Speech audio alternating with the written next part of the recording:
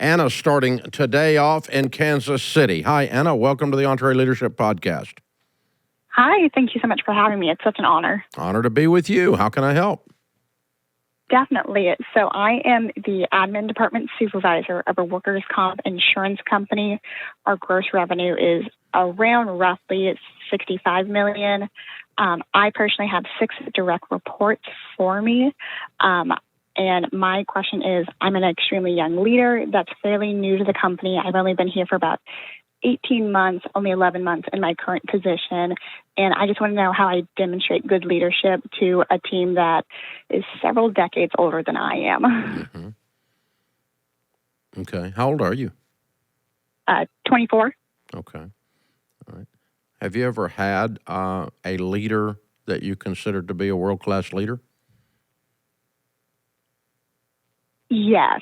My current boss. Mm-hmm. It's one of those weird questions to ask. Okay. So he or she's a great leader, right? Yes. And what makes them a great leader in your mind? Why would you call them a great leader? What is it they do that demonstrates leadership? They always have the heart of a teacher and always available. And they always say there's, no such thing as a dumb question, and just they're cheering me on from the sidelines. Mm-hmm. Mm-hmm. So they're there to help you, to serve you, to knock down blockers that they can knock down that you can't knock down. And that's servant leadership, right? Mm-hmm. I think that'll work. Okay. I think that's what you ought to do.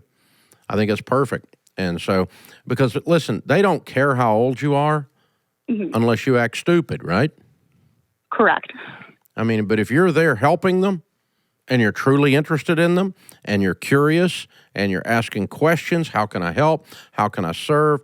And you give them the credit when things go right and you take the blame when things go wrong. We hand blame up and credit down, right? Mm-hmm. That's a good leader. If something goes wrong, it's the leader's fault.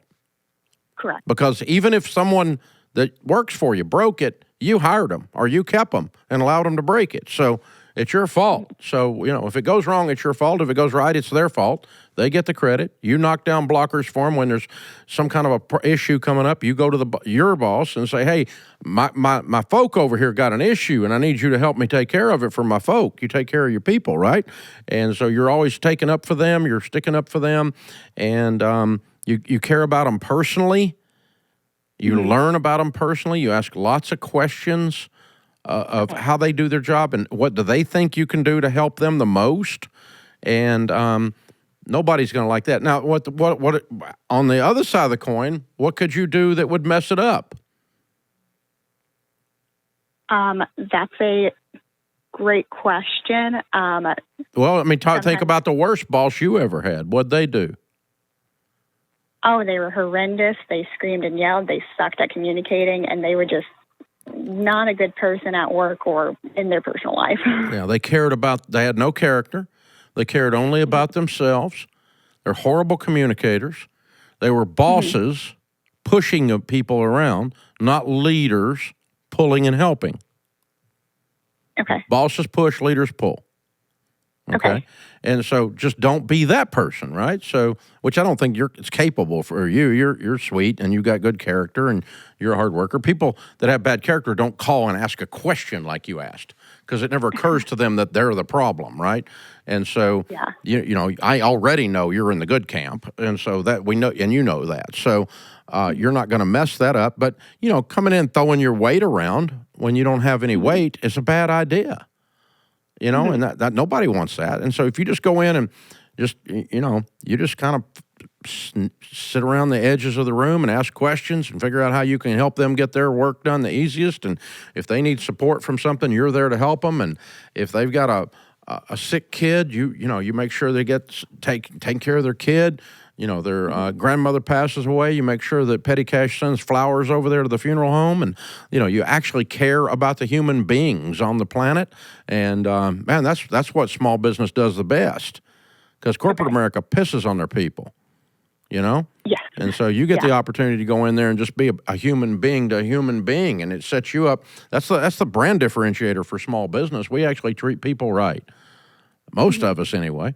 And so, you're that kind of a person, and you're already going to be a world-class leader. You're at 24, and you're asking these questions. I was 24. I didn't even know to ask the question. So you're way ahead. You're going to be amazing as a leader. You're going to do really, really good. So very, very cool. Congratulations, hero. I'm proud of you. And you keep that level of humility in how you're approaching this. That's a level 5 leader characteristic, humility. So that's the perfect way to doing this. All right, all you old leaders that are so smart, you probably ought to listen to Anna. I think she just taught you. This is the EntreLeadership Podcast.